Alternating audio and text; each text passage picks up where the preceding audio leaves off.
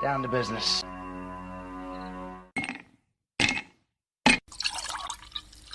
That's the nectar of the gods, baby. Hello, everyone, and welcome to the Whiskey Musings broadcast. I am your host, Rick. So I kind of promised myself realistically that I wouldn't do anything necessarily on politics per se. But considering what's been happening in the current election cycle, I felt that it was necessary to at least, give it some attention.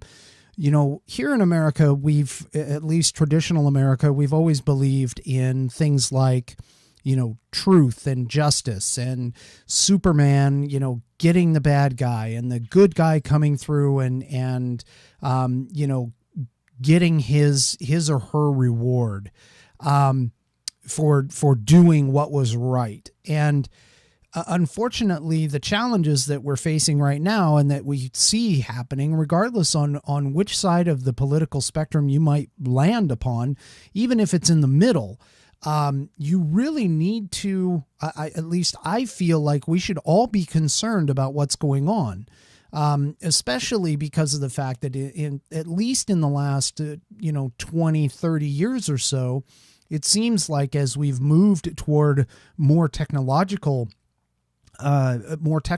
ways of counting votes, that we have apparently a little more situations where fraud can happen. And I just want to bring this up. I want to kind of open it and talk about it, especially in today's day and age. And maybe some of my listeners may not even remember the whole Bush v. Gore thing that happened, in I think it was the late 90s, early 2000s sometime, where, George Bush and George W. Bush won, and Al Gore, they were in a 37-day trial over Florida, and the whole, I think it's been referred to as the whole hanging Chad incident. And, so we've had that. And then of course, back in 2016, there were a lot of claims of fraud there. And here we are in 2020, and we have, again, claims of fraud. And it appears from some of the reports that we're getting, if you believe those reports, there is definitely something afoot here. And I don't think necessarily that any one person or any one organization might be involved in it. And I certainly don't want to comment on anything as far as like the criminal legality of the whole situation. However, I do want to point out that regardless of whether or not these claims are true, they are definitely something that we as Americans, and especially in our world where we expect a certain level of integrity, a certain level of free and fair elections within our government to select our government. And if we don't expect those things, then what in the heck are we doing as Americans? The whole purpose of having a free country and being able to elect our representatives in terms of a republic is to understandably trust that when you cast your ballot, that it is not only counted, but it's also counted and verified that it is a legit ballot and that you are a legit voter according to the laws of this country. And if we have things going on that are detracting from that, that is more than just disenfranchisement. That is more than just being illegal. It shakes the very foundation that this republic has been built on in terms of the ability to trust that when we cast our ballot for whoever it is, that it is going to be treated with respect and integrity moving into the next generation of leaders that we've chosen. And unfortunately, especially in this past election, which, by the way, isn't even completed yet.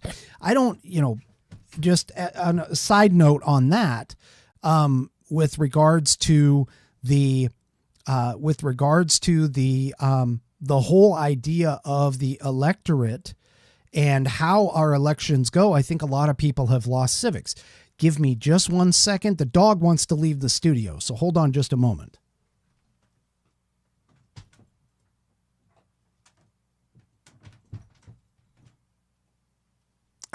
We gotta, okay, so now I can pay more attention to what I'm doing.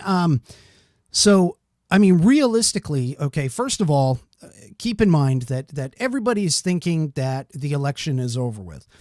We have our elections on November 3rd, and that is when we vote. However, constitutionally speaking, they are not certified until December 14th. That is the deadline for all of the states, and in particular the state legislatures, to certify the election.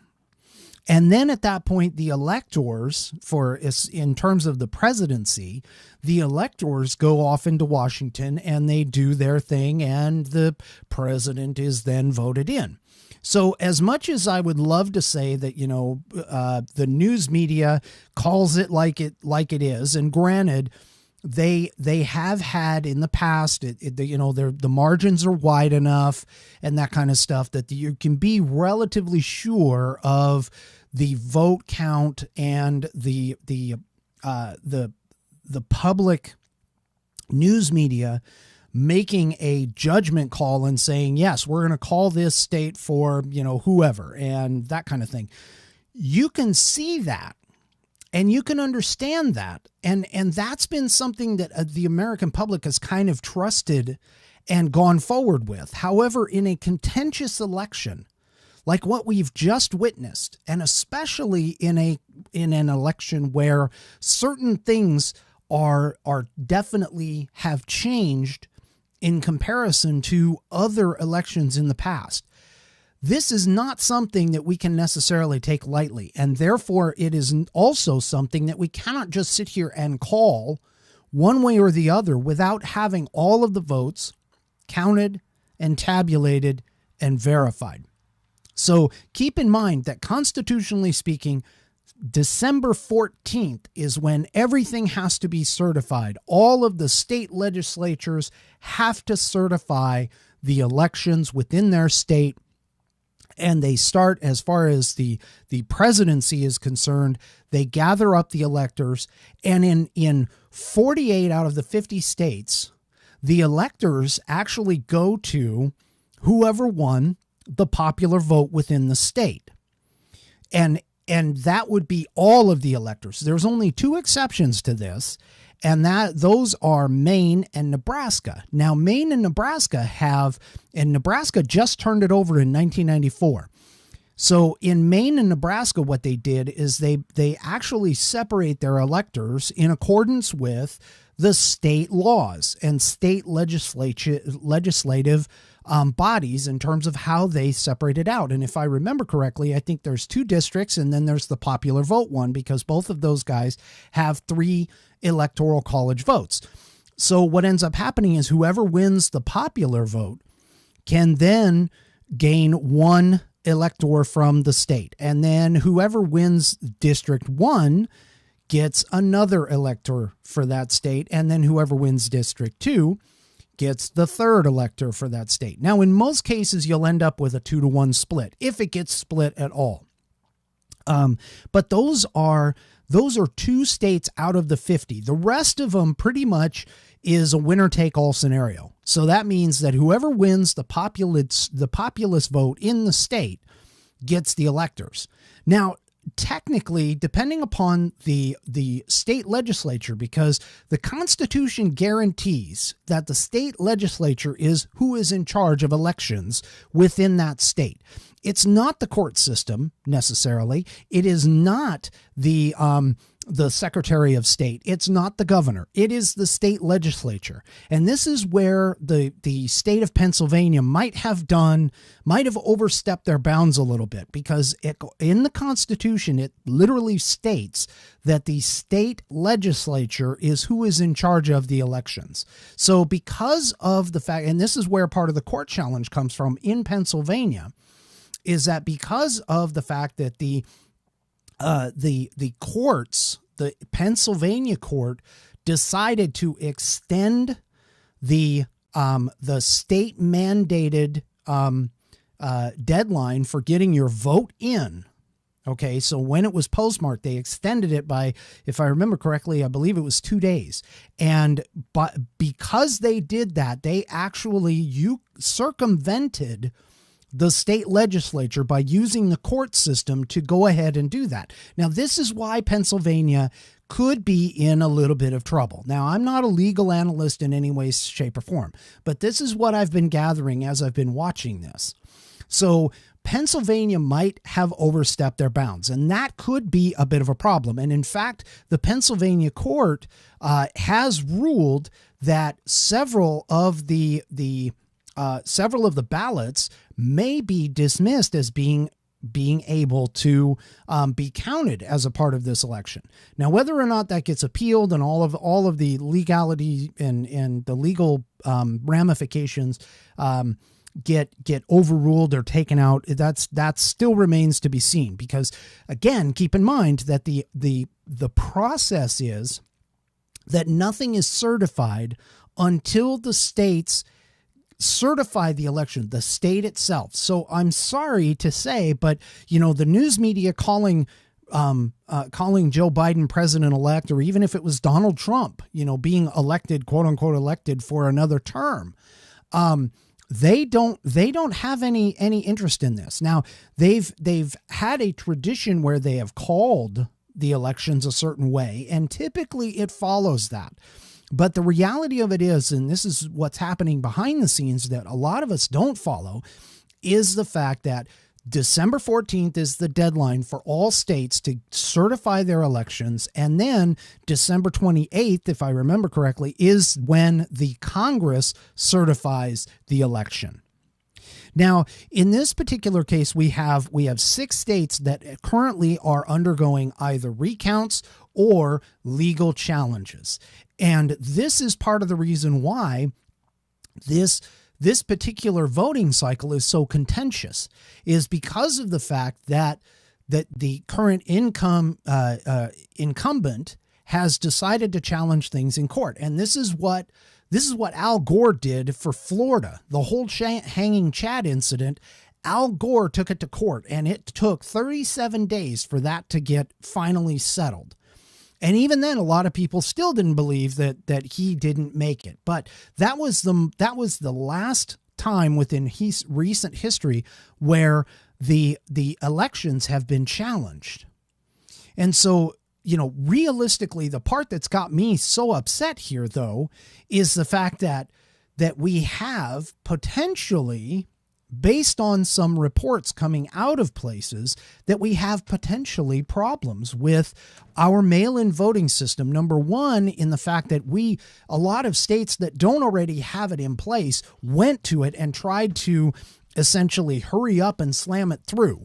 And unfortunately, in that sense, the challenge with that is the fact that if you don't have all of the checks and balances in place and you don't have everything taken care of, there is a potential for fraud to occur. And one of the things that is being challenged out there has to deal with dead people voting twice, and then also the matching of signatures. Now, in Wisconsin in particular, there's a legal challenge that has come up. I was reading a news article today where 3 individual voters in 3 separate counties have filed a civil lawsuit to basically invalidate the counts from those counties. And this could potentially take out 792,000 votes, give or take. Now, the reason why this has happened is because of, based on the claim, it is the First and 14th Amendment that they are using to make this claim, that illegal votes have disenfranchised the legal voters. Okay, so think about this. For if you're looking at this, you have a legal vote. You have somebody who is not only a citizen but is also signed up to vote, is totally legit, has got their signature matching, everything's cool. And then you have an illegal vote that comes in. And let's say that illegal vote maybe just doesn't match the signature, or maybe it was a dead person voting. Who the heck cares? Doesn't make a difference for this particular scenario.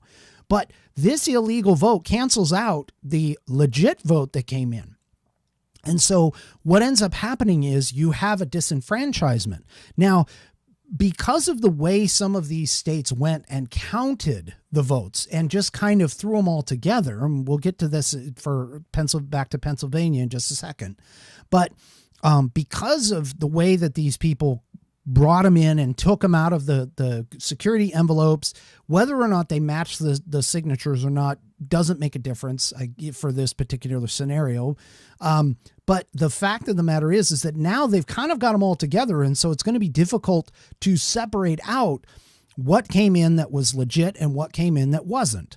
And mainly because of the fact that the signatures on the outside of the ballot has to be verified to whatever the signature was. And a lot of these, especially ones in Wisconsin in particular, where they basically said that they requested a ballot, but they requested it because they were, I think it's infinitely, you're like disabled, you're shut in, you can't go anywhere, that kind of thing. And because a lot of these people who said that based on the rules that were put in place in Wisconsin, and I don't know if they were legislative rules or if they were just a court ruling or what the situation was, but based on the rulings that happened in Wisconsin, there are a bunch of votes that don't have matching signatures.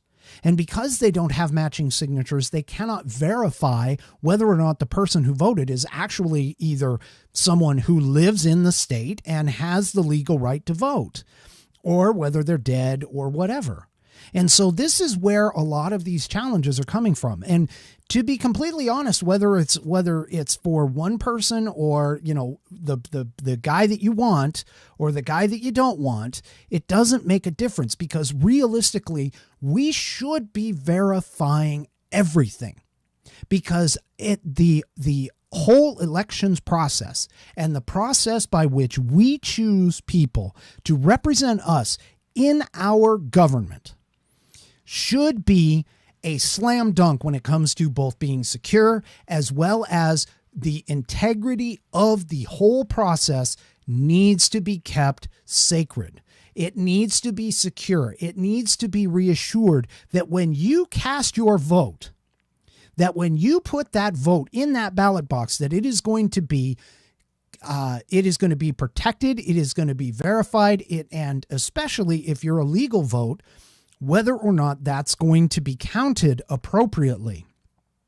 Now, we have a couple of other things that are going on. So one thing that's happening out in Pennsylvania is the fact that Pennsylvania, Judge Alito on the Supreme Court, they actually had a challenge or a question that went to the Supreme Court just prior to the election day.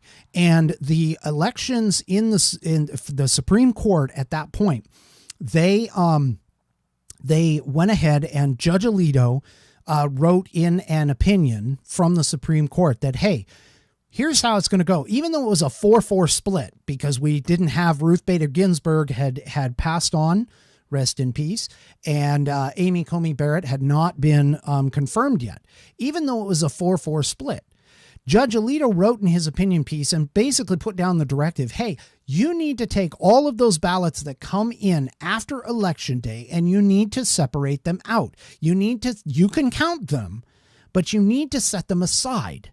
And the reason why you have to set them aside is because obviously they're going to have to maybe rehear after the election whether or not this has been a good thing or a bad thing, whether this was a positive or a negative. Now, what ended up happening, though, was that a lot of those provisional ballots that started coming in after the time period, but within where the Pennsylvania courts had approved it, they basically didn't separate those out. And so now the question is going to be whether or not they can backdate, or not backdate, sorry, that's something different, but whether or not they can actually separate those ballots out now that the total counts are coming in.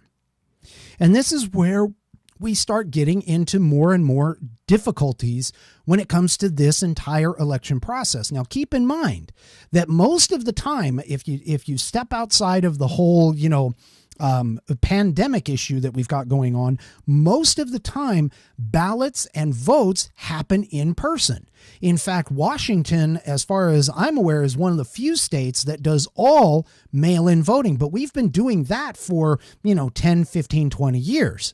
And I'll get to more of that in just a second. But the whole point that I'm trying to make here is that we still have several questions that are popping up. Now, we also have some interesting numbers that people have observed, and there's video out of this. Now, again, take this with a grain of salt in terms of the veracity, because as a critical thinker or critical an analyst, I want to make sure that you understand that I am not verifying that this is true and correct. I am just basically going over things that news reports that are happening as we speak, as of today. So one of the things that has been kind of odd, which you have a state, doesn't matter what state, we'll just call it Timbuktu for now. So you have the Timbuktu state, and Timbuktu has in its counting, it has let's say a 56 to 44 split in terms of the candidates. So candidate A has 56 of the vote percentage wise, and candidate B has 44% of the vote during the counting process. Now, that can obviously change as time goes on. So I'm definitely not saying that that's going to stay the same. However, in mathematics, there's a thing known as statistical probability.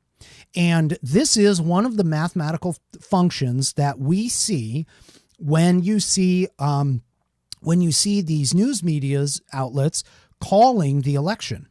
Okay, so in terms of this whole process, it is a statistical analysis shows that, generally speaking, if you have a group of data and that data is split in a certain way, and then you introduce more data from basically the same type of test run, or the same, in this case, the same general area, you would expect to see a very similar split. It might not be perfect, but you would expect to see a similar split. Now, one of the things that happened in Michigan, as an example, was that they quote, stopped counting at a certain time. Now, whether or not that's true, I don't know. I wasn't boots on the ground, but that's what the report is basically telling us, is that they stopped counting at a certain time in the night. Then the next morning, they found a bunch of votes that actually went to the Joe Biden and Kamala Harris group. Now, the funny thing about this is, of the 130 roughly thousand votes, there was absolutely 0 votes that went for Donald Trump. So the statistical probability of that happening is very, very, very slim, very slim. And so one of the things that's being challenged in Michigan in particular, and one of the things that's making this thing kind of look a little weird, is the fact that you have these massive amount influx of votes that were supposedly from the same general area that don't even have a breakdown. I mean, I could see it if it was if it changed things to like a 70-30 or a 60-40 or something along those lines. But to have an entire group of votes get put into the system that have absolutely 0 split between one party versus another is what was considered a mathematical, statistical improbability.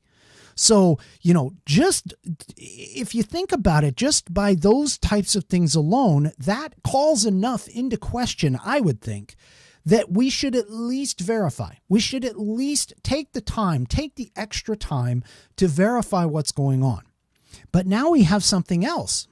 We have these electronic voting machines, and these voting machines are run by, as we've just found out here recently, but they are run by a Canadian company.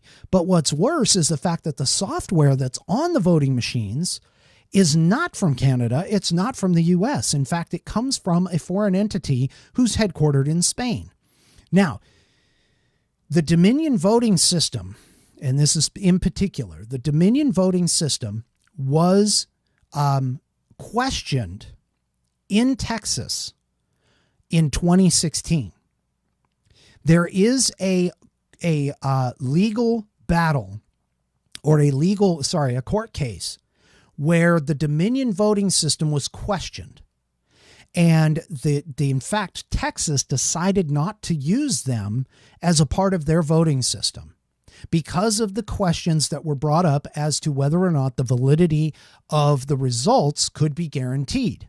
Now, all of this is, as far as that goes, is kind of circumstantial, but again, it does beg the question that if we're going to validate and certify all of our elections, we cannot have, in order to have a good, fair, and free election, we cannot have any question about the integrity of our elections process. And so having these voting systems, and by the way, in all 6 states, which are considered key states, Dominion Voting Systems was the organization that had the voting machines in. So we also have this next question about Dominion voting systems that seems to be passing around, is the fact that for some magical reason, okay, I believe it was Michigan, might have been Georgia, but one of those states found an error, and they called it a glitch, but they found a glitch where 6,000 votes were strangely flipped from, and it just so happened to be from Donald Trump to Joe Biden.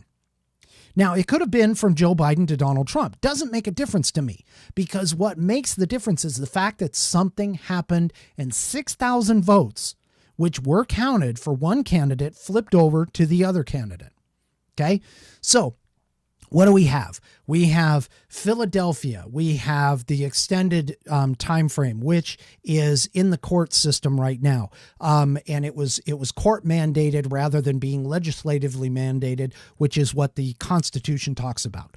We have questions on invalid votes, whether they're dead people who are no longer on the voting rolls. And believe me, I know it's tough. It is tough to keep up with those voting rolls, but you start questioning that, and then you have the Dominion voting system, and you have Michigan having a statistical anomaly.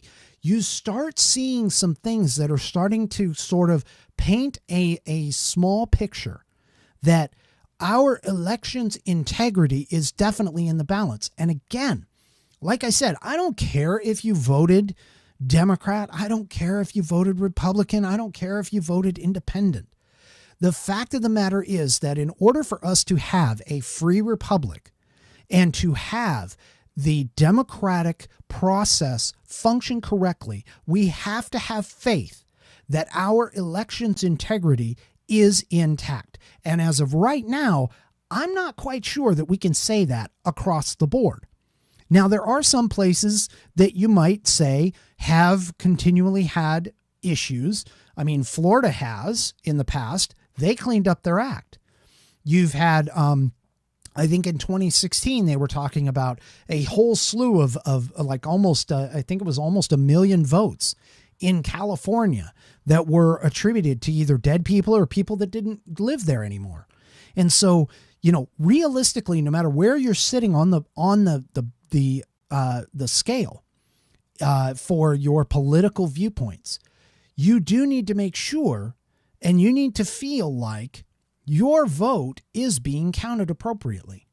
Now, keep in mind that it's more important voting-wise to think, okay, my vote needs to count, because this is an argument that I've had with, not that I've had, but that I've heard presented by people that I've discussed this with of a personal nature is, well, my vote doesn't count. Actually, it does. But it doesn't necessarily count per se toward like the presidential election. I mean, it does, but it doesn't. I mean, let's face it. Here in Washington, we do the whole winner take all. And I'm going to tell you, my particular voting doesn't necessarily always match with everybody else's voting within the state. And so what we end up having is we have a situation where, maybe my vote doesn't quote unquote count for the presidential election in particular. However, where it does count, and this is where it is extremely important, is at the local and state levels. Because locally, you have a bunch of things. We here in Washington have referendums. We have initiatives. We have our state representatives. We have people who represent us at the state level. And this is where the important part is coming into play.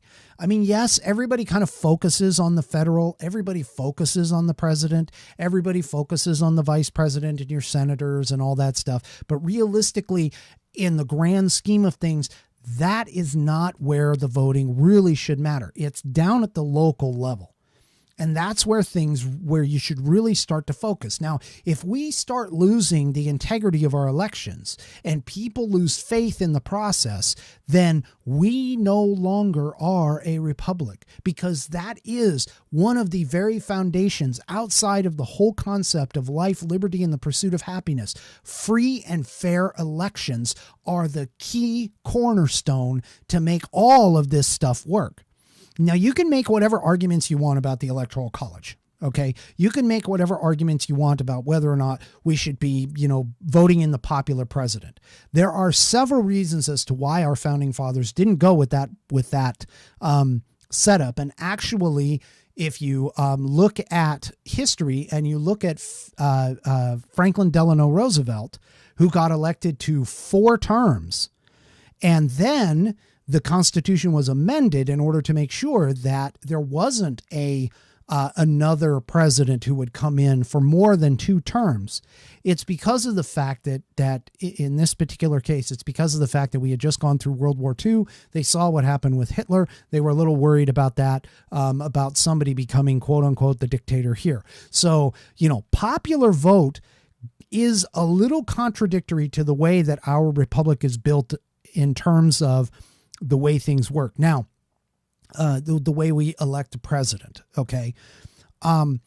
Everything else, though, is all based on, whoever you think. I mean, I know people, a perfect example is Joe Biden. Not that I'm ranking on the guy, but he spent 47 years in government.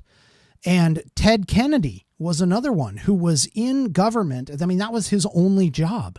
So realistically, they would be considered more of the popular vote type of scenarios. And I don't know about you, but I'm not really all that thrilled to have somebody jump in and start their policies. I mean, even for people that I like the idea that we change. I like the idea that we rotate. And in my particular point of view, we should also limit some of these other places like congressional seats.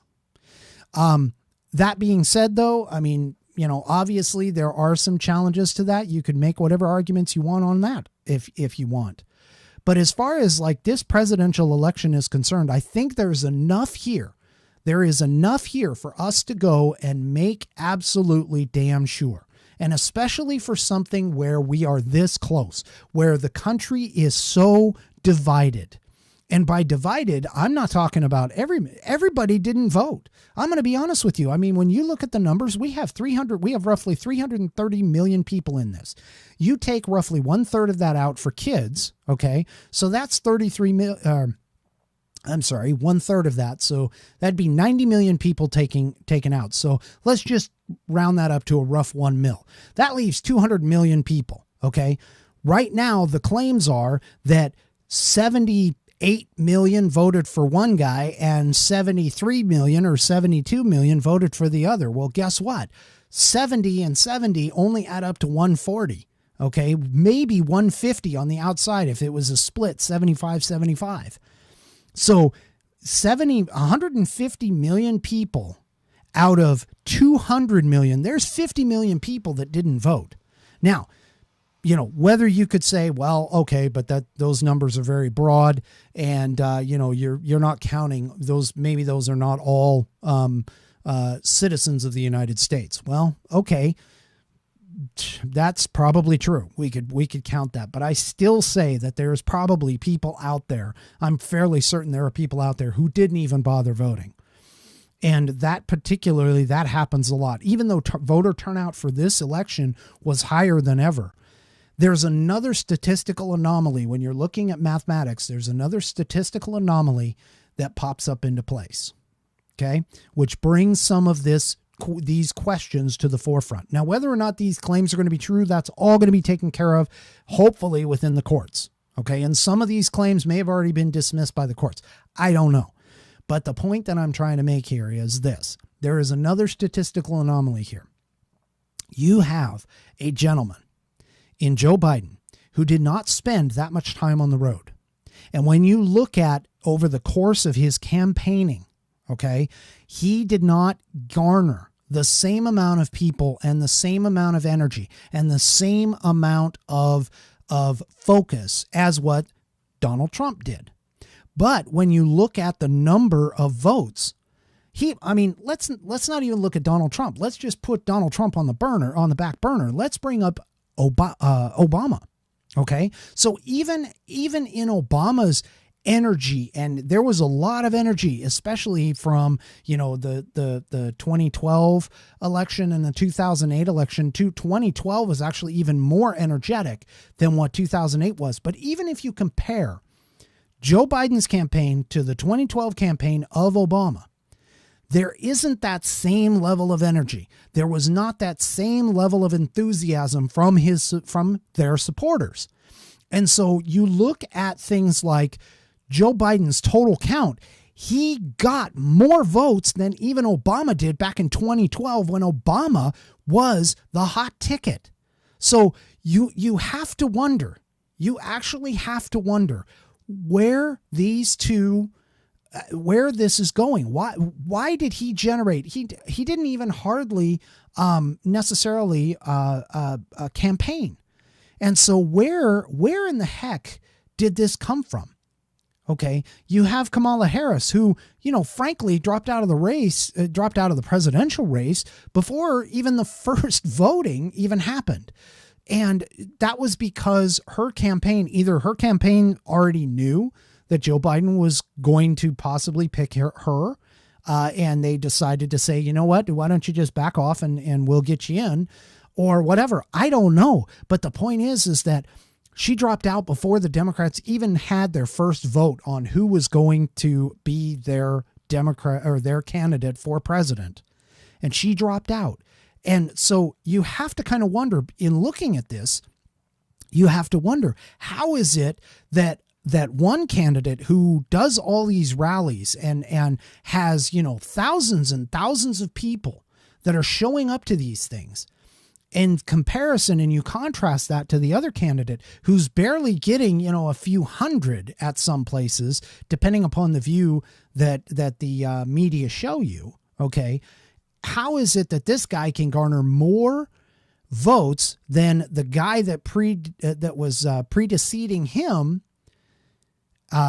his predecessor in the office for the Democrat Party, who had all sorts of energy in 2012? And so this is a question that has to be asked. Where did these people come from? Where did this stuff happen? It just doesn't seem to make sense. Now, I'm not saying that is in any way any kind of evidentiary scenario, but it does make one wonder.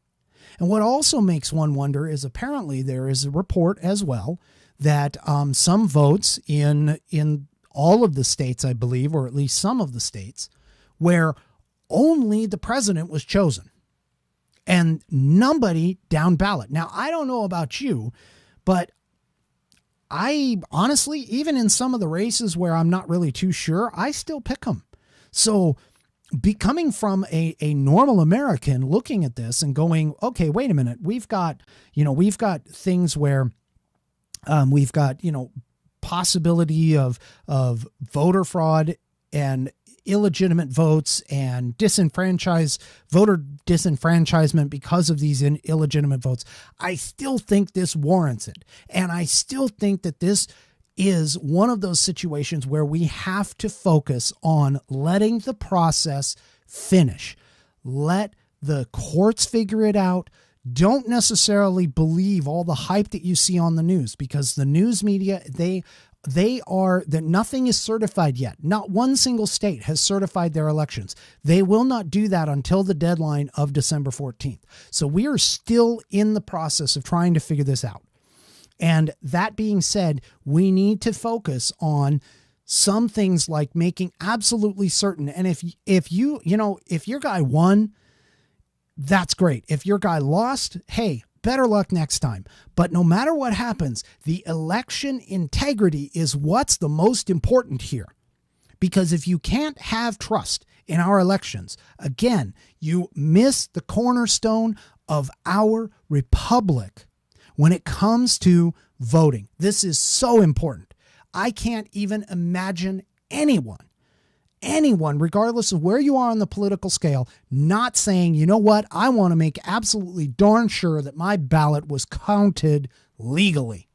If I have a legal right to vote, this is one of the greatest things, along with sitting on a jury when you're getting called in to jury duty. These are one of the things that is a privilege, and to me, almost an honor. In particular for voting, it is an honor to be an American, to participate in a legislative process to elect our representatives in government.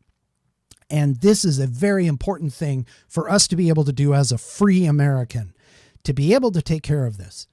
And to have that taken away from me because somebody has gone and decided that they want to fix the elections, even that they just want to mess with them, okay? That is completely wrong. It goes against the whole system of justice. We have laws that we are supposed to abide by. We have order. And you know as well as I do that when somebody wrongs someone else in the streets, you don't just look at them and go, you know what, it happened. You don't do that. You look at that person, you say, hey, I'm sorry that happened. I hope they get the guy. I hope they catch him. I hope they catch the criminal, whoever did this. And frankly, again, I don't care. It doesn't matter to me. If it was fair 100% across the board and, the Republicans win, great. If it was fair across the board and the Democrats win, that's great too, because that means that the process worked. But if you have a process and you have a scenario where it's not done right and fair, that becomes a problem, because that undermines the very foundation that this country was built upon. And if you sit here and honestly say that you don't care, provided that your guy wins, well, then I'm just going to tell you this. What's going to happen the next time when the other side decides to jump into the fray and make themselves the quote unquote chosen leader and you're disenfranchised? The shoe doesn't look good on the other side. So allow the process to happen. Let's not sit here and argue about what's going on and say, oh, this is all bad, because we need to know unequivocally that this was done in a fair and balanced and free election to make absolutely certain that our chosen leaders are our representatives. Okay? Now, excuse me. Okay. So I kind of mentioned Washington, and I'm going to be a little off with this. If you're watching outside of Washington, I apologize, but just bear with me for a second. So Washington has been doing, and Oregon actually has done this too, has done mail-in ballots for many, many years. And one of the challenges that we faced here back in 2004 was for the office of the governor.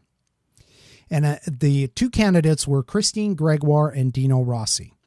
And this is where elections integrity is really important, because they went through, and I can remember that we went through 3 total recounts. And each time that we went through a recount, so the first recount, so first of all, the first election went to Rossi. The first recount went to Rossi. The second recount went to Rossi, but was a smaller margin. And then all of a sudden on the third recount, Christine Gregoire pulled out enough votes because ironically, they found all kinds of ballots sitting in cabinets and in trunks and all kinds of stuff that, interestingly enough, magically added up to or were included with with Christine Gregoire. And so you're sitting there and you're looking at all of this and as an outsider who's not really, not really on the in, but as an outsider and a patriotic American, you're looking at this and you're saying, holy crap, how in the hell does that happen? I mean, first of all, don't you think that if those elections officials realistically did not have those ballots in properly on time, I mean, I'm sorry to say, but even if it was my ballot, at least I understand one rule for everybody. You don't get it in on time. It's kind of like, it's kind of like schoolwork. If you don't get it in on time, you don't get full credit for this. And so, so the whole concept, the whole process where they went and they did these recounts and it was recount after recount after recount and the numbers kept changing. At some point you got to say, hey, what's going on here? Especially when it seems to be leaning the other direction, leaning for the person who is losing. And then all of a sudden, out of the blue, they are picked up. So forgive me for being a little skeptical, especially of mail-in ballots. And here's one thing for it. And I'm not saying that this is in any way doesn't legitimize somebody who does a mail-in ballot. But I know that most people's signatures will change over time. Okay. So if there's somebody who can compare my signature from 20 years ago or 30 years ago and look at my signature today and say 100% definitively without any like super special training that I am who I am, then by all means, I'd be really happy for that. But I'll be honest with you, there's sometimes when I sign my name and I know I've signed it, it doesn't look anything like what I've signed before. And there have been times that I've looked at it and been like, wow, that was really sloppy and nasty and everything else. So how can somebody who has never seen me before compare my signature from whenever I originally signed that card and compare it again? How is it that they can sit there and definitively say that those two signatures are exactly alike or that I am for sure who I am?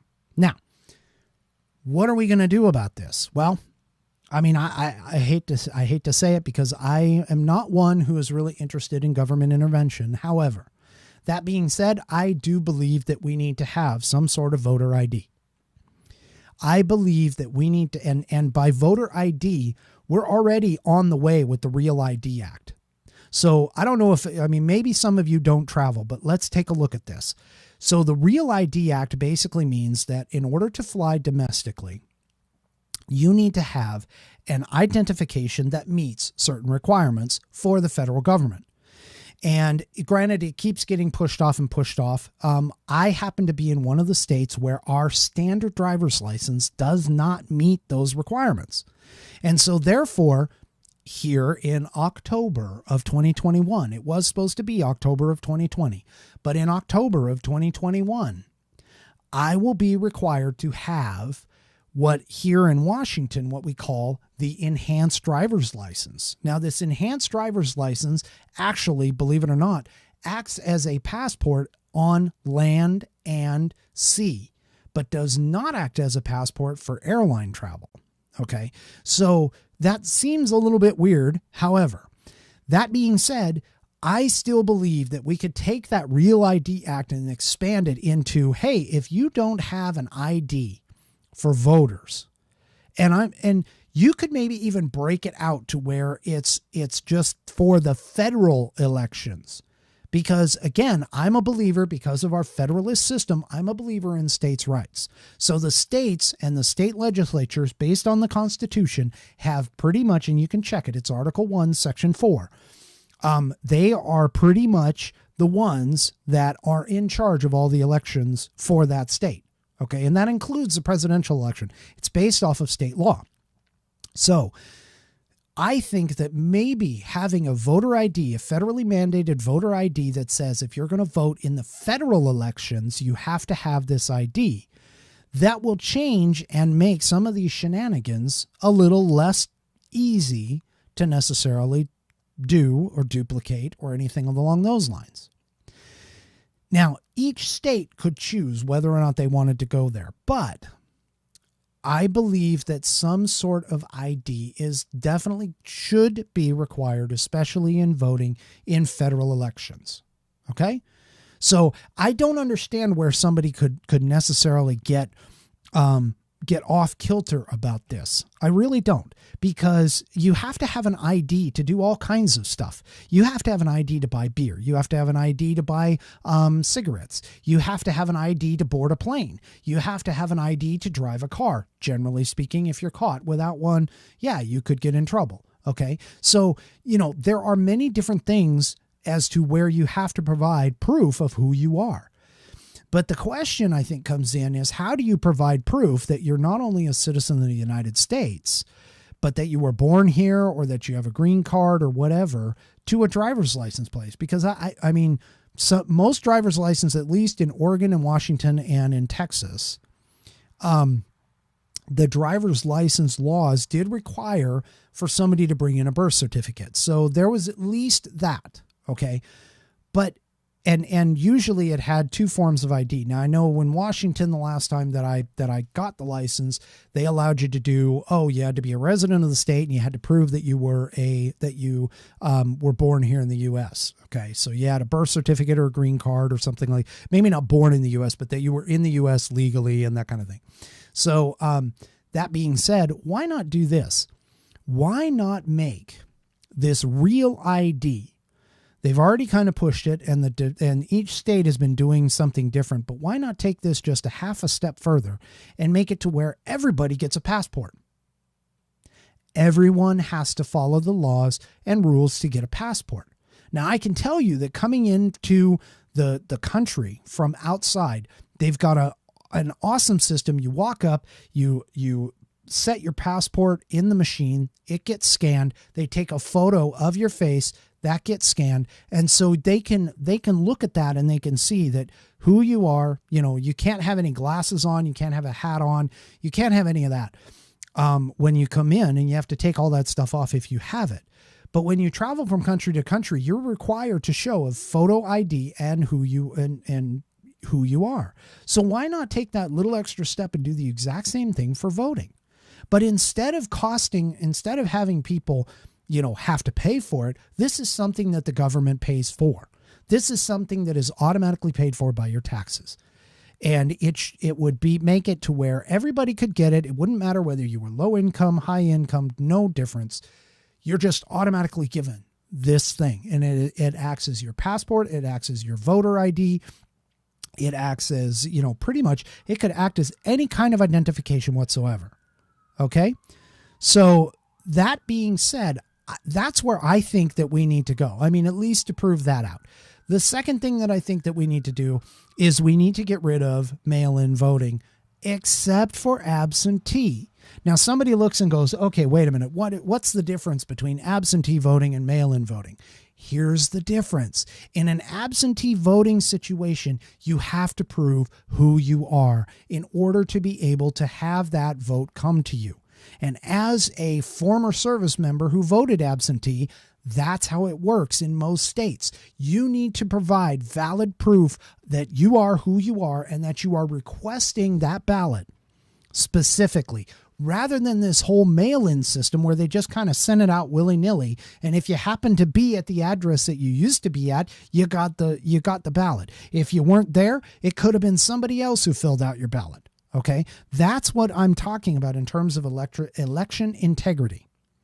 This is what we are focused on. This is what we should be looking at. And regardless of who ends up in office next, this should be a top priority of that person, whoever that person is in office.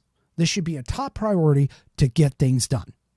Now, I've been sitting here and talking for almost the entire hour. So what I'm going to do is I'm going to open up the phones. And so this way, if you have any comments, anything that you want to say outside of the chat, go ahead and call in, and let's go ahead and let's kind of discuss. I mean, if I'm totally off base, if you don't agree with me, whatever, let's discuss it, because I feel like if you don't put this out in the open and you don't get this going out in the open, you don't focus on it, you don't talk about it. I mean, it could be contentious, but you know what? Who cares? The point is that we've got to do something, because we cannot have, regardless of what side it ended up on, we cannot have our elections be undermined in order to keep this country, the great country that it is, in terms of the ability to vote in the elections. Because if you can't vote, if your vote doesn't count, then realistically, we're no better than any kind of dictatorship or any kind of other country where you don't get the opportunity to vote. I mean, I don't know if anybody remembers, but when we liberated Iraq in the Iraq War, please, let's not even go why we got in there. But when we liberated, I can remember starkly the pictures of the people of Iraq going around and holding up their fingers. And right on the tip of their finger was a purple splotch of paint. And that was their proof that they had already voted. And you should have seen the adulation, the immense expressions of, oh my gosh, I now have a say in the future of not only me, but my country and its leaders and its focal point and change and how we're going to move forward in the future. I now have this choice. And this is something that we as Americans, we take for granted. But in looking at those people and watching them, seeing the photos of these people going out and doing what most people take for granted here in this country was absolutely amazing. They loved it. They loved the idea that they had a voice, that they told their government what they wanted and where they wanted to go. Now, I don't know about you, but that is one of the greatest things in my mind, outside of being able to speak your mind like I'm doing tonight without fear of repercussions. That's an important one. But being able to vote and to steer the course based off of the people that we put in to represent us in our government, whether it is at a local level, a state level, or a federal government level, this is one of the greatest things that we can do as a free society. And those elections have to be fair. They have to be honest. They have to have integrity, because if you don't have that, you literally have nothing. I had a chat over on Facebook side. It says, I've always believed the presidential election should be done in person and the local issues can be done by mail. Well, that brings up an interesting scenario, I think. And I definitely believe that there is potential of doing that. Again, you have to deal with, you're looking at a federal level versus a state level. So, okay, I could see where that would definitely be an issue. But I still think that no matter what happens, honestly, that the integrity of said elections, regardless of how it's done, needs to be above and beyond any kind of reproach. Now, somebody once said, hey, you know what? We have technology now. Why can't, I can go and use my fingerprint to open up my iPhone. Why can't we do the exact same thing with our voting? Well, why don't we take that an extra step? Why don't we step out and I'm going to throw this out there as an idea. So we go and we get our passport signature or whatever, our passports for everybody. It's passports for all. Okay. We get those. And then we go and we have some type of biometric, like a fingerprint, for an example. Now, some people look at that and they're like, oh, okay, this is, encroaching upon my rights. Well, I hate to tell you this, but if anybody's looked at Facebook lately, your privacy is pretty much gone, okay? Anything that you post on Facebook, regardless of whether you have it as a privacy setting or not, I mean, I have probably one of the higher end privacy settings on my Facebook page, but I'm going to be honest with you, I still get ads. They're tracking you anyway. Okay, so you volunteer into some of these places, you still get tracked. You're still getting monitored. Okay, so and keep in mind, I mean, I've held some jobs where I've had, for security reasons, I've had to have my fingerprints taken.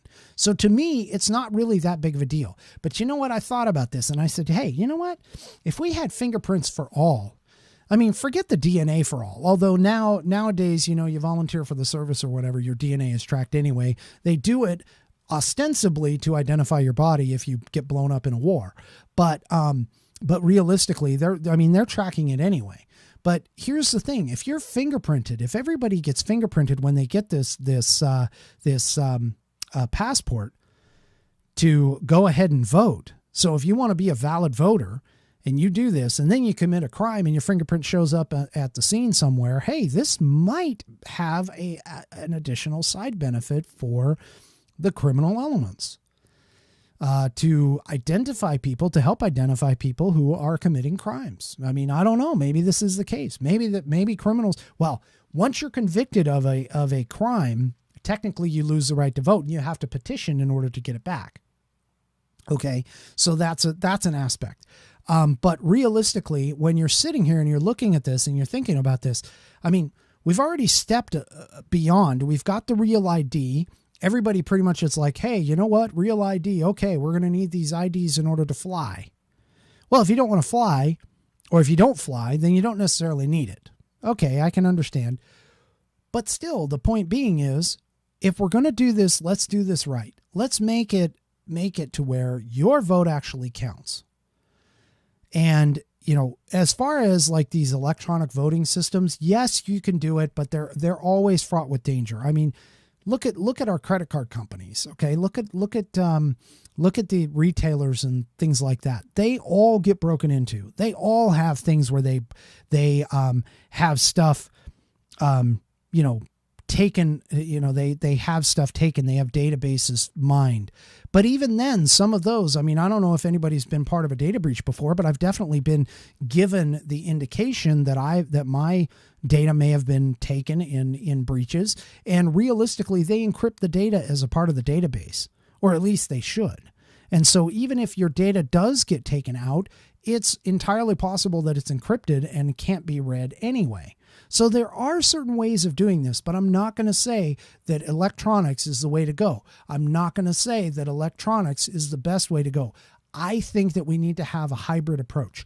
I think that we need to have some type of something that you have, something that you can show, and biometrics, whatever it is, and move forward with that. Now, I have a person on the live chat just popped up. They said implanted microchip. Okay. Oh boy. That I actually, believe it or not, for me personally, I have a problem with that. I absolutely have a problem with that. And the reason being is because I'm having something foreign stuck inside my body. Now, that being said, my dog has got a microchip implanted to make sure that he is tied back to me. Okay, so that if he goes out and loses his identification tag, that he can get found. So, maybe that's a way to go. But if you listen in terms of like the whole privacy aspect of it, if you listen to the whole privacy aspect of this entire scenario, then maybe an implanted microchip might not be the way to go. Because some people are definitely going to argue about that. But I don't think anybody's really going to have that much of an issue with a something that they have in terms of an ID, like a passport. But I could be wrong. You know what? We could take all of these ideas and maybe vote on them. Maybe let's put them together and put it to a vote. I mean, might as well. That's part of our democracy. But the one thing that I think does need to happen is we need to make sure that whatever occurs, that it is the same or generally the same across the board, similarly to what they did with the Real ID Act. Okay, so those are my thoughts. Those are what I think. And again, my last and final thought basically boils down to this. I really don't care whether you voted Democrat or Republican or independent or anything else. But what should be foremost on your mind is not necessarily where this is coming from, not necessarily the person who is not necessarily the person who might not be the one that you think wins, that you think should win, or that, should win. We need to make sure that no matter what happens, that our elections are fair and secure, that our votes fundamentally count, especially at the local level, and we need to follow the laws because that's part of what America is built upon. We are a nation of laws.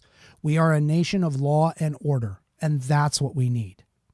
Now, another chat here talks about that's how it all starts. So start with the microchip. We were talking about the microchip in the dog. That's how it all starts. First our pets, then the children for safety. Well, you know what? I'm going to be honest with you. What about your phone? What about the phone that you carry every single day? What about that? Because that's already got GPS and monitoring. I mean, shoot, when my kids were younger, that's what I always checked to make sure that they had their phone. We've got near field communications. We've got all this technology and everything else that is making it easier for us to find and locate things. And this, at some point we do have to think about safety and security, but yet somebody, I think it was, maybe it was Thomas Jefferson or Benjamin Franklin, I can't remember one, but if somebody gives up liberty for security, deserves neither. And that's not an exact quote, but that is definitely a paraphrased with the meaning of it.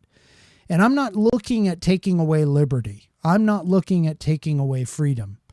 I'm just looking and saying, we need to figure out something. We need to get something to where we can make absolutely certain that all of our stuff is secure to the point where, we can see when things go wrong, when things go bad. There isn't this opportunity for all of these different things to have happen. And let's see, another comment here was implanted chips is a whole different can of worms. Me being a Christian, I am sure you know my feelings on an implant. Well, there are religious, in some cases, there are religious ramifications. Absolutely. Some people feel like things like tattoos. Tattoos are against the Bible. So you may have that's part of the mark of the devil kind of idea, if you're looking at it from that standpoint. So we would definitely have to deal with something along those lines. So implanted chips, probably not the way to go. But I don't think that anybody is really going to argue with having some sort of a picture ID and then maybe some kind of biometric. I'm not talking about going and doing retinal scanning, although that would be cool. The tech side of me would say, yeah, that's kind of cool. But to be able to go and do a fingerprint, because again, even our iPhones, even our, the Samsung phones, credit card apps, they all hey, let's use your face as your unlock code. And you don't think that whatever that is, that's mapping out your face, isn't being held at some server somewhere? That's the whole point of it, right? So then why can't we use something similar to that in order to ensure that the person voting at the voting booth actually is the person who is supposed to be voting? Now, sometimes you have mismatched names, and sometimes you have juniors and seniors that get screwed up. So I can understand. Names get messed up. But you know what? Our social security number was not designed to be used as an identification. But for some damn reason, guess what? Everybody has it. It's used as ID in many different cases. It's used to identify you and pull your credit reports and your credit history for buying a house, buying a car, applying for credit. I mean, all of this stuff is already in a database somewhere. So privacy, I'm sorry, I'm not at the point where I can feel like privacy is going to be necessarily an issue here when it comes to doing something as important as making sure that our elections are done in a proper legal fashion. There's a whole big show. Here's another comment. There's a whole big show in itself. Big Brother is watching you. Well, you know what? I'm going to tell you something. I'm going to address that real quick. So not too long ago, we'll just call it like 25 years ago, I went through a reinvention of myself. And one of the things that I did is I went and I took a class in private investigations. Now, each state does have their own privacy laws and their own ways of determining whether certain privacy is allowed or not allowed. But here's the thing. Give me just a second. But here's the thing. Back at that time in the state of Washington, I, as a private investigator, was not allowed to look in somebody's front window, even if the drapes were open. I was not allowed to do that because of the quote unquote expectation of privacy. So even though the drapes were open, it didn't make any difference. I could not use whatever I had witnessed in that window as a part of the case. Now it was different. If the front door was left open, and they were standing in the doorway, then that means that person did not have a reasonable expectation of privacy, and therefore anything that they said or did in the doorway was fair game. Now, the same thing occurred with fencing around a yard. So if somebody had a fence in the backyard, and let's say they lived on a hill, and there was a road, so the fence was down here, and there's a road up above, okay, that I could go up as a private investigator, could go up and look down into that yard. Well, based on the rulings and the laws in the state of Washington, I was not allowed to do that.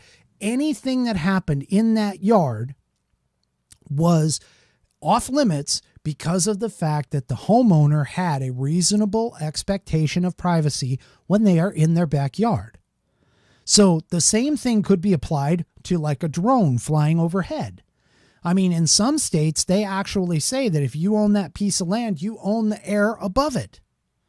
So, that being said, a drone can't cross over your property without your permission, which is part of the problem that we have with all of the, like the Amazon drones and things like that. So when we're talking about privacy and we're talking about all of these things, we have to come to a conclusion. To kind of bring this back around, we have to come to a conclusion in terms of a way to make it so that our elections integrity is intact, that we follow the laws based on both federal and state levels to make absolutely certain that our elections are done according to those laws, within those laws, and are legal, fair, and free, and that we as a people are not subjected to anything to keep us from voting. And that's ultimately where I think we need to go. And this is the lesson that I think we need to learn out of this. Whatever happens in the next several days, whatever happens on December 14th, whatever happens with all of the legal issues and stuff, as long as it comes out and it's proven that everything was done fair and above board. Right now, I've got to admit, there's too many questions. There's too much stuff out there that is kind of fogging the situation that I think there is at least a case to be made to go and take a look at this stuff. Because otherwise, I think that you start to lose people from voting, and especially the younger people. I mean, I can't even imagine when I was younger and I was asking, I think it was, might have been in 2004. Could have been in 2006, I guess. I don't know. But somewhere in that time frame, I kept asking some of my coworkers who were a little younger than me. And I was going around because I got excited. I mean, in case you haven't noticed, I get excited when it comes to elections because, again, I love the ability to make a choice and make an impact. At least that's what I feel like. Okay. So from my perspective and my point of view, when somebody comes to me and says, my vote doesn't count, that drives me nuts. And it's because of the fact that, yes, your vote does count. It may not count in the way that you think, but your vote definitely does count. So at least from the standpoint of your local elections, and that's where it really makes a difference, because of, the fact that we're going to be affected by federal law, sure, but our local laws are really the ones that are going to make the difference. They're the ones that are going to make the best impact, or the most impact on our lives in terms of the local stuff.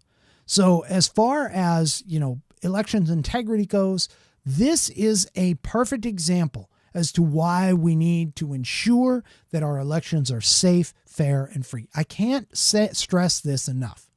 I cannot stress this enough. And again, I don't care what you voted. I mean, realistically, if it all were gone tomorrow, I think all politicians, I won't say all, but most politicians, especially ones that have been around for a while, I think they're all nuts. I think you're crazy to get into it. I think you're absolutely crazy to get into it. And how some people, we could talk about corruption, we could talk about greed, we could talk about all kinds of other stuff in terms of politics. There is a huge amount of things that we could even go over. But that's part of the reason why I didn't want to cover it.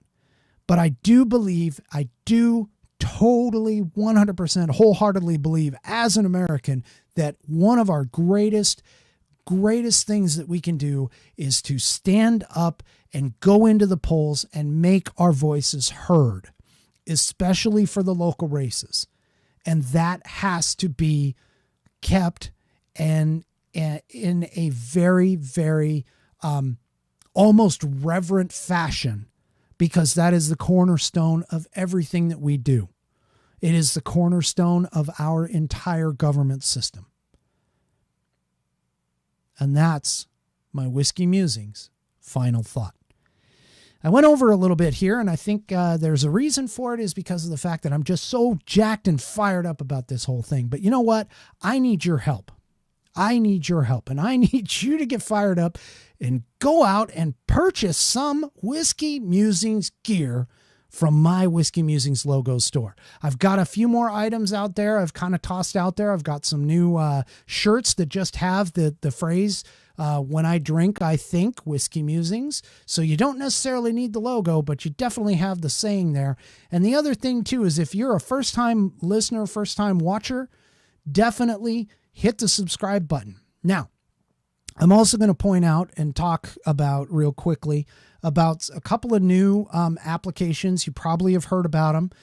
There's a new application that's kind of like Twitter. It's called Parler, and I am there under the @Whiskey Musings with a capital W, capital M username. And then there's also a place called Rumble. Now, Rumble is supposed to be, or they keep telling us that it's a YouTube affiliate, or not affiliate, but a YouTube competitor. Realistically, I don't think it is. It's not quite there yet. They don't allow streaming, unfortunately. So that's why I haven't made the move to go over to Rumble 100%. I mean, I watched some of the videos and stuff over there, and it's kind of neat. But Parler in particular talks about freedom of speech. They don't care whether you are Democrat or Republican. They don't care if you're left-leaning, right-leaning. Who cares? Because of the fact that in America, we have the ability to have free speech. So I encourage you to go and check that out and take a look at that. And then maybe even take a look at Rumble as well, if you're really interested in watching another free speech kind of site. The same guy is part owner in both, and that's why he keeps mentioning it. The guy's name is Dan Bongino. He keeps talking about it, and he keeps saying that as far as he's concerned, when he's involved in it, it's going to be free speech for everyone. And he is a conservative, but he definitely believes in America. He believes in free speech. So even if you're on the Democrat side or whatever, go ahead and jump over there. And the reason being that he created this thing mainly just because of the fact that Twitter and Facebook in particular have been censoring things that they probably shouldn't censor. And I'm sorry, but if you're either a platform or a publisher. If you're a platform, that's one thing, and you don't censor anything unless it's like absolutely illegal content. But if you're a publisher, that's something totally different. And I really think that, in fact, YouTube may even like give me a mark if they hear this and read this, because YouTube is owned by Google, and Google is doing similar things on YouTube. So just kind of keep that in mind. Go ahead and reach out to those. Please help support the program, support the phones and that kind of stuff. Go out to the Whiskey Musings store, get some logo gear, even if it's just a cup. I've got masks, I've got gaiters, I've got sweatshirts, t-shirts, that kind of stuff. But just go out and support me, help me out. I appreciate it. I appreciate all of my subscribers. I appreciate all my listeners. And I definitely appreciate those that come here, even though they know they have a different viewpoint of mine, they still come here and they still listen to be able to be given a different voice. And I definitely appreciate the people who do that, who come here when they don't necessarily agree with me. I definitely appreciate that. Thank you very much for joining and watching, and we'll see you next week, hopefully, next week on the Whiskey Musings broadcast. You have a good night.